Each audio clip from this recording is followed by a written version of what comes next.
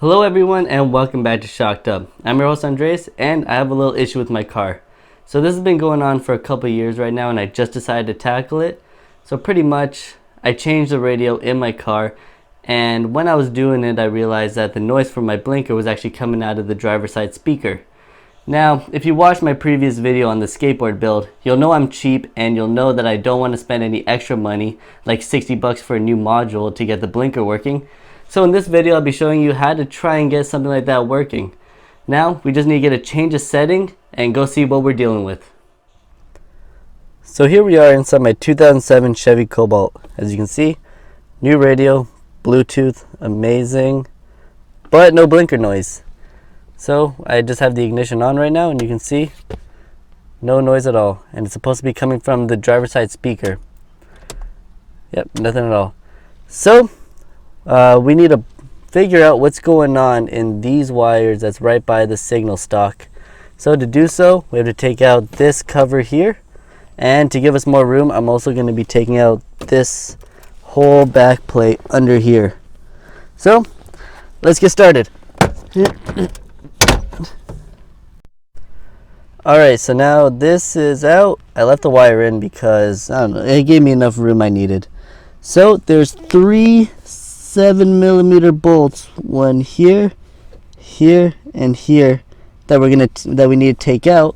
And then once those are out, this whole section, you got to bring this down first, sorry. This whole section can just pop out. Just got to wiggle it a little bit. Yep, that's out. And that's out. And these are the wires that we'll be probing. You can see there's a lot of wires. 1, 2, 3, 4, 5, 6, 7. 7 wires we need to probe and figure out which one's which. Alright, so after doing some probing, I've discovered that this yellow wire and this green wire with the white stripe on it are for the left and right indicators respectively. And it's a bit of a weird case because, as you can see, when I connect my multimeter to the signal wire, when the signal is off, I'm getting 12 volts. And just an FYI, I'm using the key as a ground. When it's in the ignition, it goes to ground. And when the signal is on, you can see it's flashing. This wire actually goes to ground. So it's kind of the opposite of what I was asking for. I kind of wanted 12 volts when it's on and ground when it's off. But we'll just have to do a little bit of brainstorming and just show you guys that it's actually grounded when the signal's on. The signal's still on right now, and I'm just going to connect my meter to it. And we can see that that's shorted to ground. So we just got to do a little brainstorming and come up with a solution. So this is a little blinker relay module that we'll be using in my car to get that blinker noise that we all know so fondly, like the one that goes. So this is what we'll be using. It works off of 12 volts and it composes of a bimetallic spring that moves back and forth when it heats and cools to make that ticking noise. And to show you how it works, we'll be hooking it up to 12 volts and it's making the noise. If you can hear that. And we can see that it uses a lot of current. It's very inefficient when it runs, probably drawing around 0.5 amp. So we'll have to take that in mind when we make our circuit. So now we know what we need to do. So let's get down to the build. So now we have our desired inputs and outputs. For the output for the blinker box, we want 12 volts when the signal is on and no voltage when the signal is off. Now after probing the wires for the signal stock, we discovered that it was completely opposite. It was grounded when the signal was actually on, and it was at 12 volts when the signal was off. So to start off, I thought we could use an inverter gate so that when there is a voltage at the input, there's no voltage at the output, and vice versa, which is perfect so that when this side is grounded when the signal's on, we'll get a voltage at the output for the blinker box. Now, inverters work at 5 volts, and the car utilizes 12 volts. So to combat this, we'll be using a voltage divider, just using a few resistors to bring it down to 5 volts. Now the output is also going to be 5 volts, and we need 12 volts for the blinker module to actually work, and a high enough current as well. So we'll need some sort of module here to convert the 5 volts to 12 volts with enough current to power the blinker box, which I'll be drawing as a lamp because I don't know how to draw a blinker box on a circuit, to work. So that's the basic circuit. Now we just got to refine it a little bit. So here we have our completed circuit. Now to start off, we have the inverter gate right here. So the VCC pin of the inverter gate is going to connect to the 12 volts of the car with a 440 ohm resistor in series. Now this resistor and the internal resistance of the gate will drop it to around 5 volts, which is exactly what we need. And the ground of the gate is going to connect to the ground of the car. Now here we have our signal wire, which is going to be going into the inverter gate. So we know that when the signal is on, this wire is ground. And then when the signal is off, we get a 12 volt input. So to combat this 12 volts, we have a 2 kOhm resistor in series, which will drop it below 5 volts, which is the necessary input of the gate, but it'll still work. So when this signal wire is grounded, we'll have a 5 volt output on the output side of the gate. So it's 5 volts, and we know that we need 12 volts for the blinker module to actually work.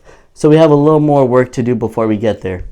So the 5 volts will be connected to the base of a 2N222A transistor, and the emitter is connected to ground.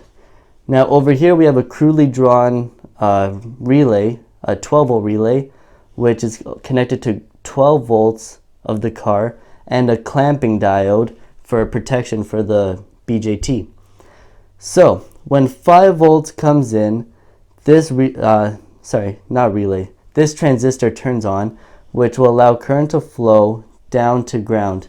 Now when current flows through the relay, it'll turn on this portion and have this 12 volts flow through the blinker module, through these two 51 ohm resistors in parallel, through the relay, and then to ground.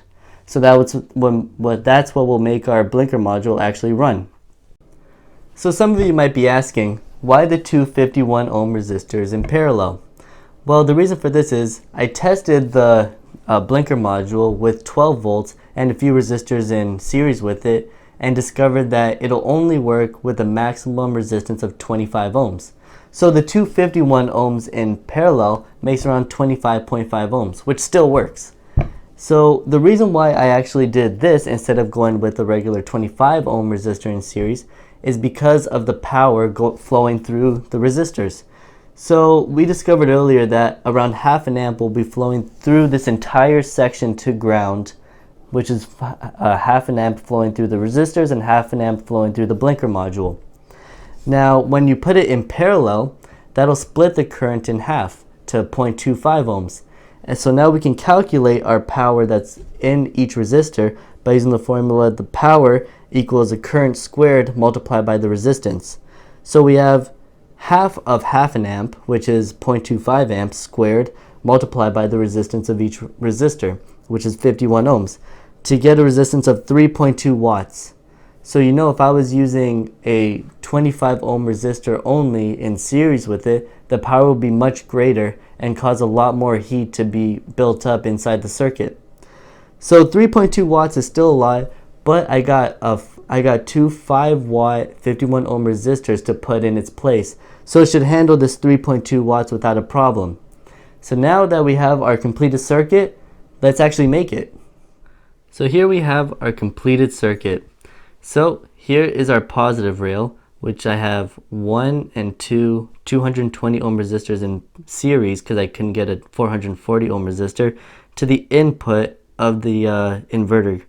And here we have our two signal wires, each connected to 2 kOhm resistor to two different inputs of the inverter. And both their outputs meet up at the base of the transistor right here.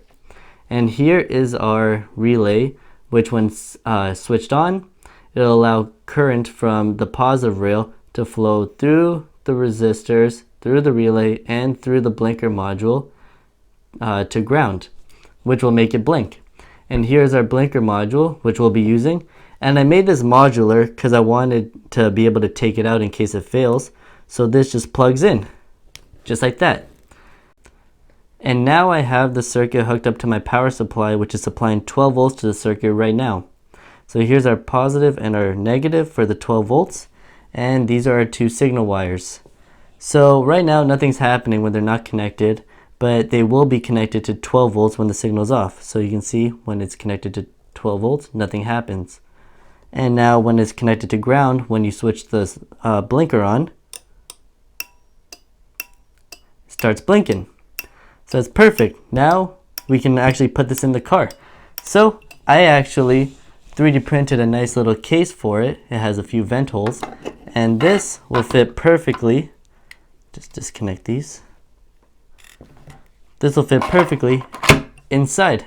So now we have a little case that we can mount somewhere with some vent holes, and we can actually install this in our car. And the lid. Alright, so now I got one of the signal wires hooked up and the ground hooked up to the back of one of those 3 bolts. We're turning to the fuse box for our positive 12 volts that's going into the circuit. Now I probed all of these fuses with the ignition on and off and found the best fit for this application would be the 10 amp fuse slot number 15 for the wipers. Now that's this one right here, and it's important to connect the side that's fused.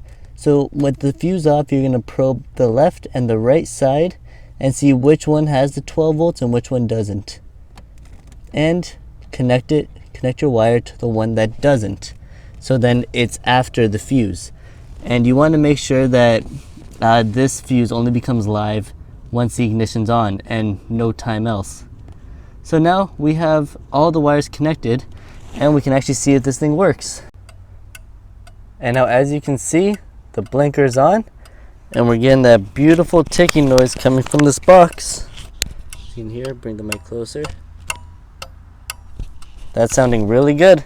So now I can just mount it. I'm planning on mounting it behind that little bar there and putting everything back together. So we hope you've enjoyed this build. If you found it informative, don't forget to like, share, and subscribe, and follow us on Instagram so you're the first to know when new Shocked Up content is released. As always, all the parts will be listed in the description below, and we will see you next time.